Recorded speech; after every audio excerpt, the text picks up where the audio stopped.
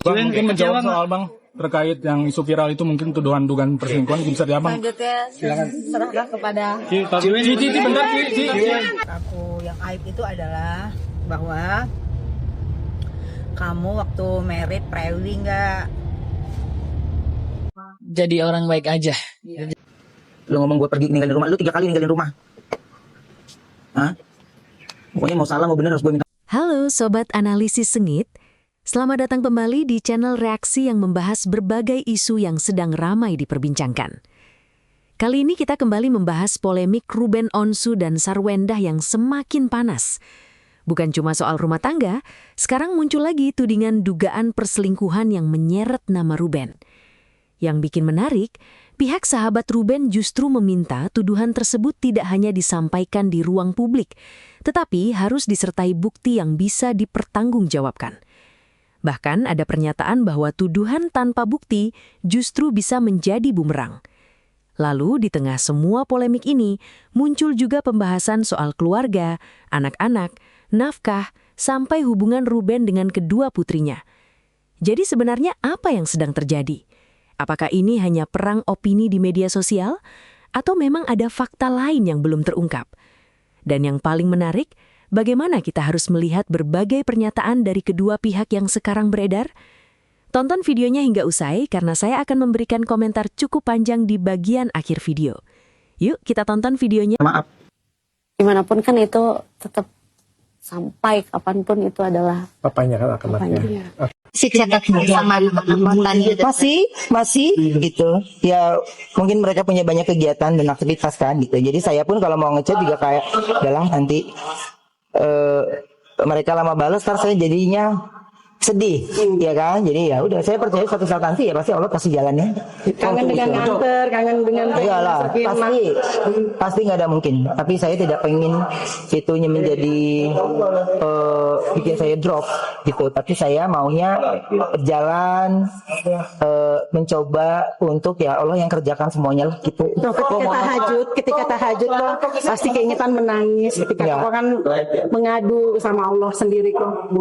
Gue tidak pernah sengaja untuk menangis gitu, enggak. Untuk di sholat ya, enggak. Bercerita iya, pasti bercerita ya, karena beliaulah yang yang tahu semuanya ya, Allah yang tahu.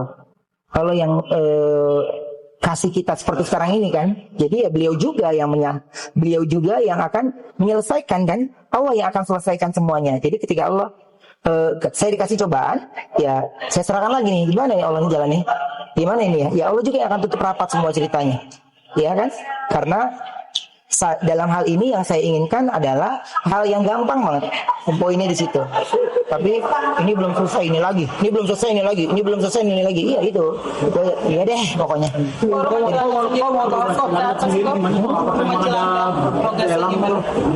Kayaknya udah dijawab tadi ya Mbak. Iya. Tapi masih bertemu anak-anak. Tadi jangan ya. Mas dari media apa? Iya, pertanyaan. Mas dari media apa? Oke, turunin boleh. Makasih ya Mas. Jadi nggak ngulang-ngulang. Akhirnya jadinya fitnah. Mas boleh. Ini ramai-ramai ya saring klaim ya bahwa ada yang mengatakan pembuktian itu boleh ya di media sosial, di ruang publik. Kalau menurut saya itu pemikiran yang sempit ya. Karena bagaimanapun pembuktian hanya boleh ada dalam ruang persidangan. Karena bukti itu harus dinilai. Ya, sah dan tidaknya, bahkan bukti harus diuji kebenarannya. Jadi apabila ada seseorang yang mengklaim bahwa pembuktian itu boleh di ruang publik, landasan hukumnya yang mana? Ya, jelas media itu hanya ruang publik untuk menginformasikan, untuk memberikan klarifikasi dan sebagainya. Ya, kalau memang itu ada yang mengklaim boleh membuktikan, silahkan aja. Tapi itu bersifat hanya untuk membentuk opini publik, memutarbalikan fakta, bahkan itu bisa membuat fitnah. Ya, orang yang benar bisa jadi salah karena pembentukan opini tadi, ya. Orang yang salah bisa menjadi benar, ya sebenarnya jadi tidak ada gitu loh pembuktian di ruang publik, gak boleh karena ranahnya memang dalam persidangan, ya enggak. Dan pasti relevansinya kan harus ada juga, ya. Kalau dikata-kata terus kalau pinjol gini-gini, lah pinjol bisa dijadikan dibukti di pengadilan kalau itu menyangkut fakta yang relevan dengan sebuah adanya kasus ataupun gugatan. Jadi tidak ada yang tidak bisa, ya. Jadi saya perlu luruskan bahwa apa yang ditunjukkan, apa yang dipamerkan di ruang publik terkait klaim bahwa itu bukti, itu hanya pembentukan opini, ya.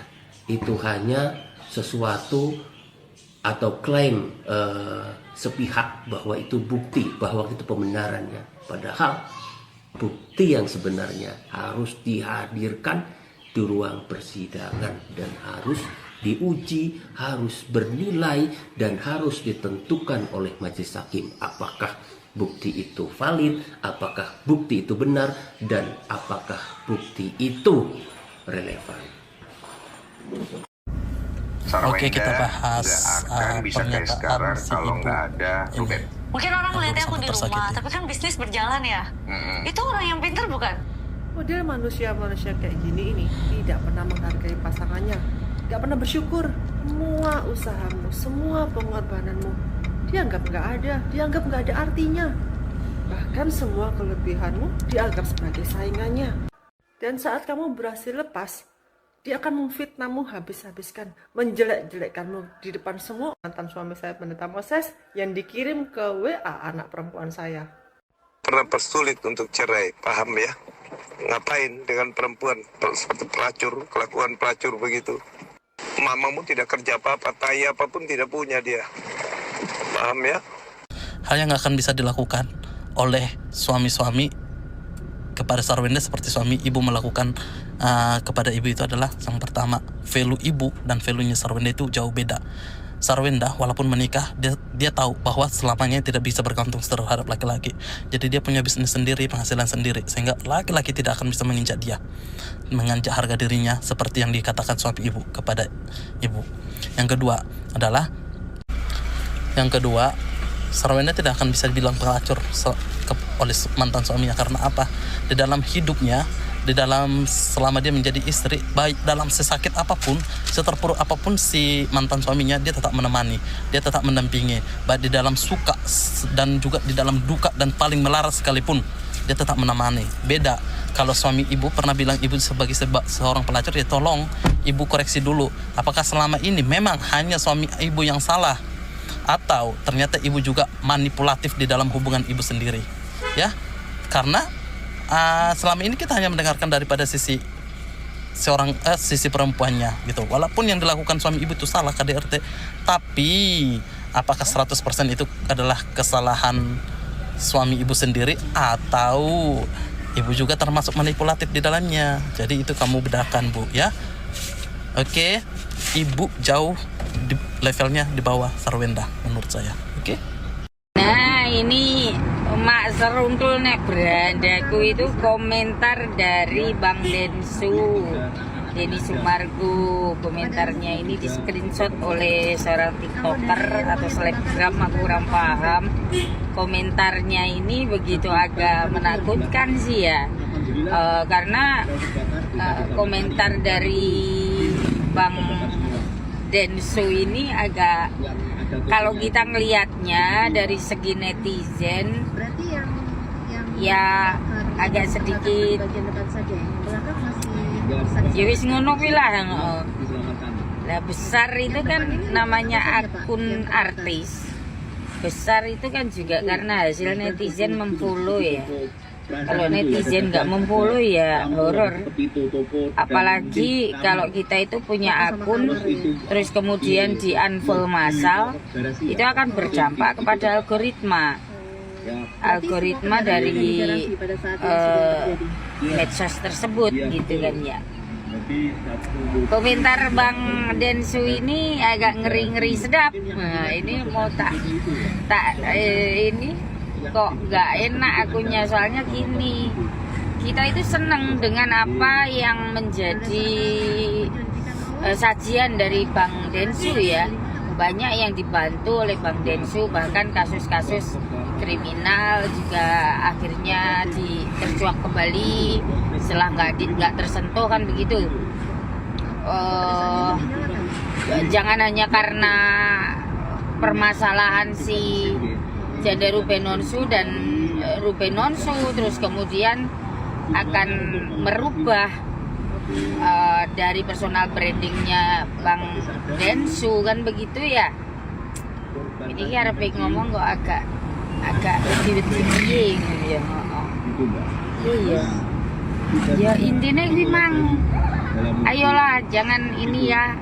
Wis ngono kuwi mang beh. Itu Bang Densu, yuk mari. Dari masalah rumah tangganya Ruben Onsu dan Sarwenda, kita sebagai wanita bisa ambil pelajaran penting dari kasus yang terjadi kepada mereka. Terlebih yang terjadi kepada Sarwenda sebagai wanita. Yang pertama, menurut gua, jadilah wanita yang bersyukur dan tulus dalam memberikan cinta dan kasih sayang. Karena lu ada di posisi enak seperti ini, ya karena itu lu dikasih berkat sama Tuhan. Bukan karena lu cantik, bukan karena kemampuan lu sendiri. Kedua ya, buat kita para cewek-cewek, ingat, jangan pernah terlena oleh sesuatu yang hanya bisa kita nikmatin sementara aja. Kayak gini contohnya, pasangan barunya Sarwenda kan ganteng, tinggi, badannya bagus, pokoknya perfect lah sebagai cowok. Menurut gua oke kalau dia bangga, tapi salahnya dia tuh menghina orang lain, apalagi orang yang pernah kasih dia cinta yang tulus sampai rela berkorban buat dia. Ketiga nih yang paling berbahaya, yaitu kesombongan. Udah di atas, udah terkenal, kaya, cantik, lupa diri, bahkan lupa nengok ke bawah lagi. Lihat kan warganet, 3 hal simple ini aja Sarwenda lupakan. Tanpa dia sadari, dia sudah kehilangan lebih besar dari apa yang dia dapati. Nama baiknya hancur, dia dipandang sebelah mata, keluarganya ikut terseret, bahkan ikut malu, bahkan aib-aib keluarganya ikut terbongkar, pasangannya yang baru juga ikut malu, ikut terbongkar aib-aibnya, bahkan sampai keluarga dari pasangannya tersebut ikut terbongkar masa lalu mereka. Gua sih berharap lewat masalah ini Sarwenda bisa menjadi lebih baik, bahkan bisa menjadikan masalah ini sebagai pembelajaran di hidupnya. Bener nggak warganet? Gimana tanggapan kalian? Tulis dulu di kolom komentar. Wenda, tenang aja Wenda. Aku di pihak kamu, Nyo. Tenang aja lah kamu, Nda. Memang orang ini memang muncul-muncul menciri aja rasa Kunda. Masa iya dibilangnya 200 juta itu besar? Ya kecil ya kan, Nda. Orang kayak kita nih apa-apa kebutuhan mahal kan. Orang ini beli baju, ya nggak salah kan. Kalau kita nih beli baju ya sehelainya aja bisa beli tapak rumah orang. Ya kan gitu kan, nggak apa-apa Sarwenda. Nggak apa-apa doh.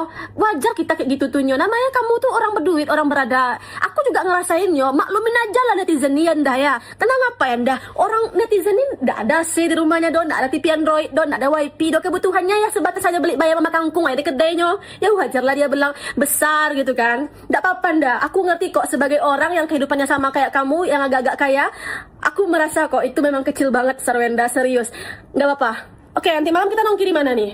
BTW kamu bilang ya sama mantan kamu ajakin aku ke Brownies dong. Udah capek nih aku nyindir dari tadi nggak diajak ke Brownies ya. Aku udah siap kok, soalnya di Pekanbaru nih nama aku lagi naik. Oh iya Nda, kata orang Sergio nyamar dari CEO. Emang iya? Coba WA aku nanti Anda ya. Nggak percaya aku doh, mukanya aja muka-muka orang kaya. Nggak kayak cowok orang tuh doh, jelek-jelek mukanya. Kedua belah pihak nggak salah, yang salah yaitu orang-orang yang usil dan jadi kompor di masalah orang. Benar sekali, karena kita tahu bahwa Sarwenda dan Ruben Onsu ini adalah orang-orang baik ya, dan orang-orang tulus. Tapi kita di sini berbicara tentang laki-laki yang bertanggung jawab, ya, laki-laki baik yang bertanggung jawab. Kalau laki-laki yang baik dan bertanggung jawab itu dia tidak akan pernah mempermasalahkan uang yang diberikan kepada wanitanya, karena dia tahu yang sudah berpisah.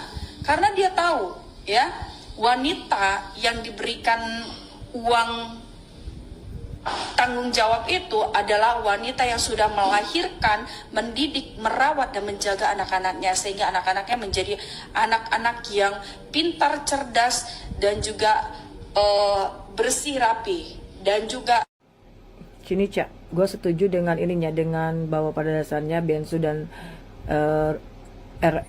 SW ini memang orang baik, ya itu. Cuman Cak, kau jangan bicara dari segi perempuannya aja tuh Cak, Ica. Ini perempuannya kan pengen dikasih duit mulu, kayak gitu.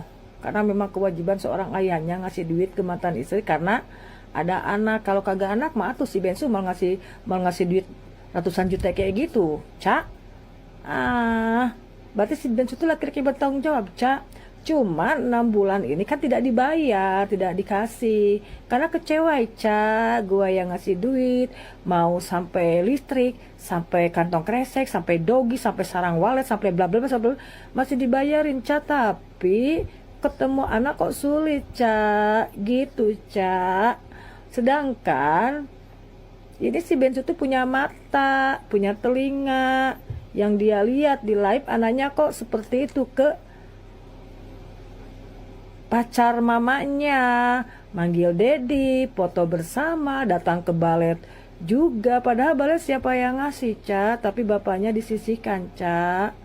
Itu makanya di stop. Keenakan atuh nggak di stop mah, duitnya mau, haknya si Bensu kagak dikasih, kan gilingan itu, Cak.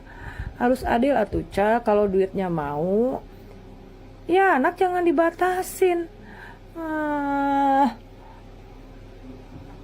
Ya gua mah maaf kan bukan sujon, ya pantesan ngamuk kayak gitu. Karena yang tuh harusnya 75 juta tiap bulan malah lebih dari 75 juta. Jangan-jangan makanya berani nalangin tuh, jangan-jangan nggak nyampe 200 juta, Cak. Kayak mana, Cak? Ada keuntungannya tuh. Kan si Bensu juga punya otak, Cak. Gak mau gue dimanfaatin kayaknya. Maaf ini gitu, Cak. Makanya di stop ya yang 6 bulan gitu, Cak, ya. Oke. Cuma disclaimer ya, pada dasarnya memang Bensu dan SW itu orang baik. Seperti awal masalah RO sama si S ini sebenarnya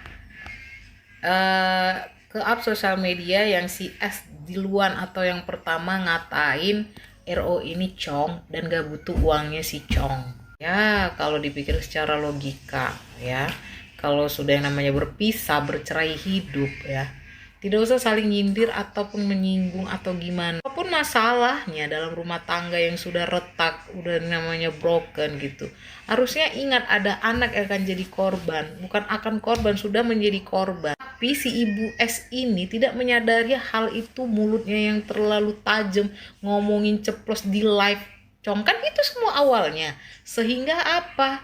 Nah, netizen geram. Seorang artis, public figure, jualan di live, kok gitu ngomongnya gitu. Dan yang awalnya itu kita tahu RO dan S ini tidak punya masalah apa-apa. RO ini tidak pernah cemburu ketika pacaran sama si CEO gadungan ini. Tapi faktanya ya karena si S ini diawali kata cong ini mengakibatkan bertumbuhlah yang namanya spekulasi dari pihak-pihak sana yang tersinggung gitu. Kenapa sudah dinafkahi, sudah diberikan uang, tapi kayak gitu ngomongnya. Akhirnya apa? Kebukalah semua di dalam rumah tangga mereka dulu seperti apa nerakanya. Malah ikut-ikutan itu ikan buntal berawal di situ juga kan. Jadi sebenarnya kalau dibilang siapa salah, siapa yang benar, tidak ada. Tapi kalau dibilang siapa yang membuat kesalahan pada awalnya, ya jelas. Dasarnya adalah 3 kata itu, cong. Kalau tidak ada omongan seperti itu, gue yakin tidak akan sampai ke tahap hak asuh anak. Wajar dong, siapa coba orang tua yang menafkahi anaknya tapi dikatain sama mantannya cong. Boleh pacaran, tapi jangan menjelekkan. Itu aja. Bener nggak? Cici SW, katanya nih kamu kata 11 tahun menderita ya, kawin dengan koer ya. Saya lihat dari VT keributan kalian tuh ya. Menderitanya gimana sih Cici SW? Jadi kepengen tahu juga deh ya. Karena aku lihat kok kamu kayaknya diberikan kelimpahan gitu loh sama koer ya. Jadi apanya yang kamu alami ya 11 tahun menderitanya ya. Terus sekarang kalau koer 11 tahun nggak pernah ada penderitaannya gitu ya. Menghadapi sikap kamu yang sukanya marah-marah, yang suka mau menang sendiri, ya kan? Kalau Koer ngomong A jadinya B, ya. Itu menurut kamu Koer merasa apa yang dialami? Coba, kalau kamu kan katanya 11 tahun menderita nih. Kalau Koer apa tuh? Dan juga nih yang aku dengar katanya kedua orang tuamu kan juga pernah bermasalah ya dengan kamu ya. Katanya sakit hati oleh ucapanmu ya. Sampai akhirnya kedua orang tuamu keluar tuh ya dari rumah. Dan juga katanya aku dengar ternyata kamu itu juga pernah ribut sama adikmu ya. Dan yang mendamaikan juga ternyata Koer loh. Berarti dalam hal ini kamu memang senengnya ribut terus ya.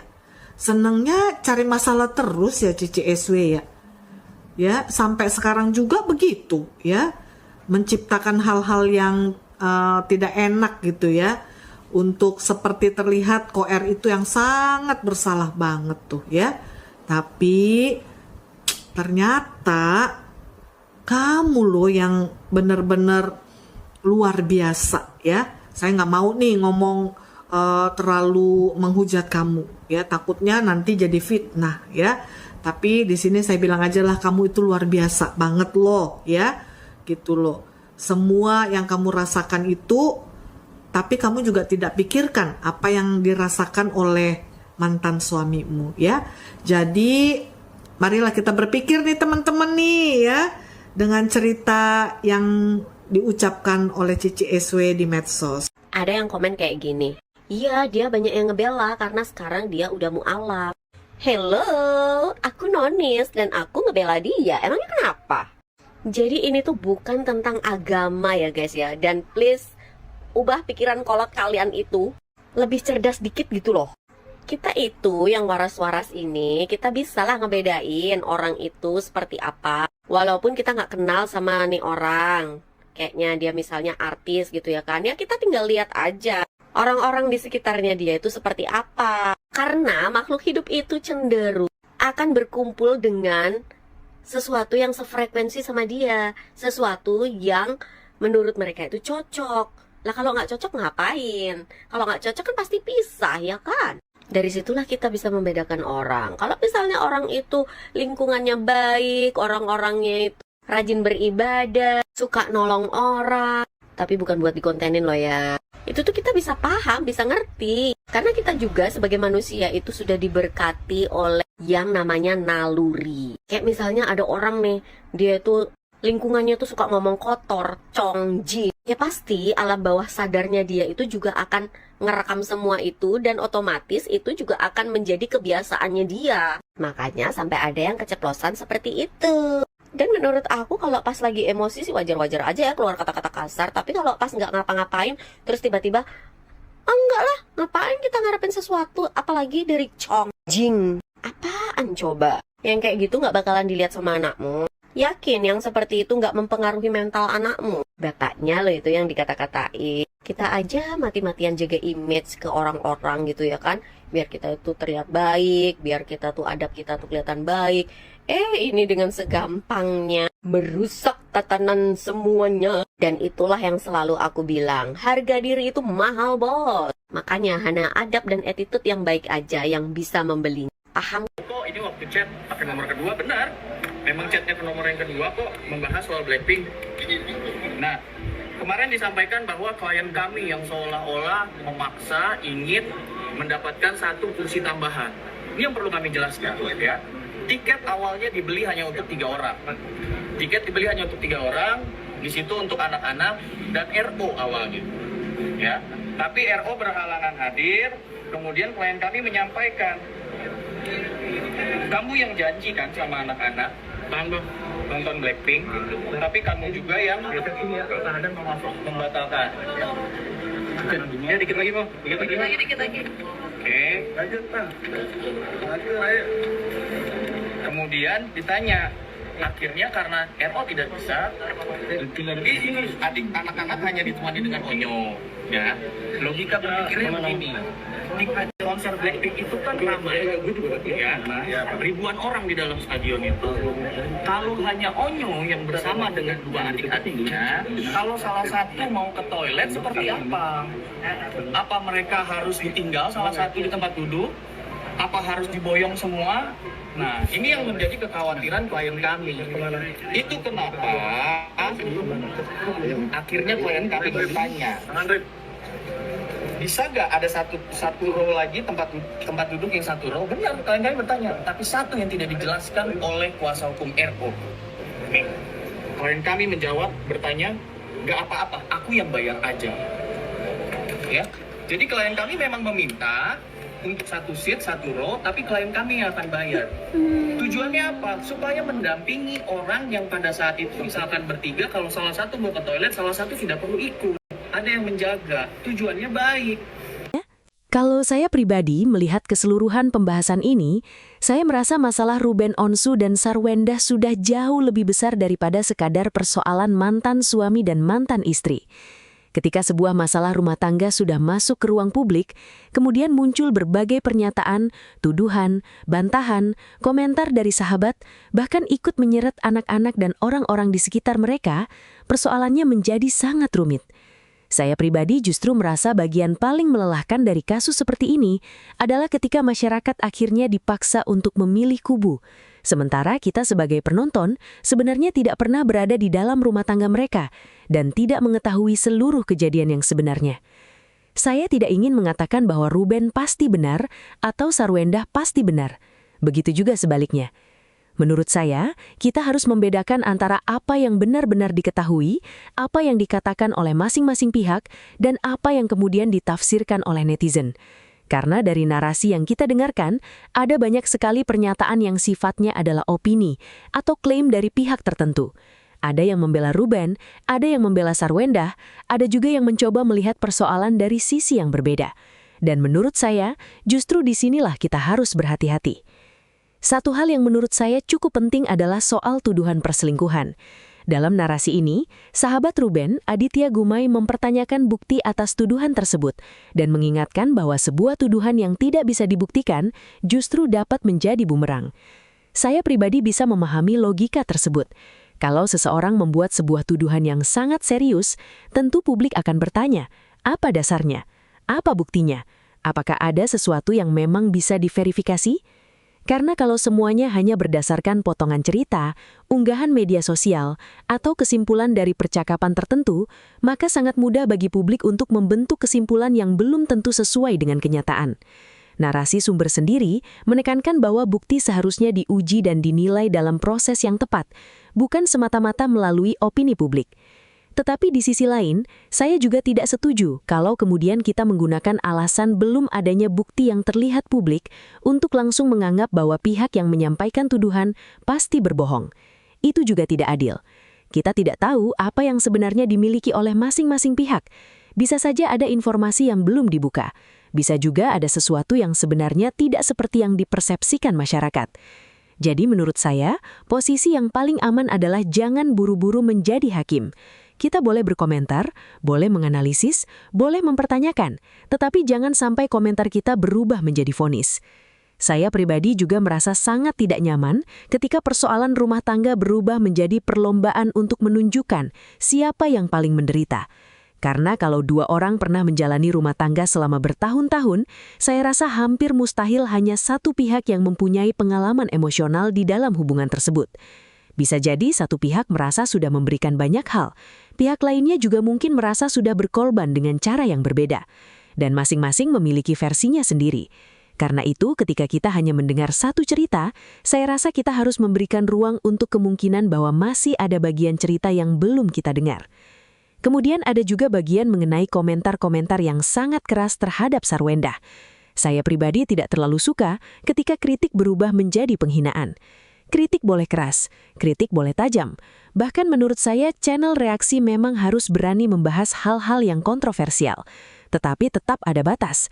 Ketika seseorang mulai dihina, direndahkan atau diberikan label yang sangat kasar, menurut saya diskusinya sudah kehilangan kualitas.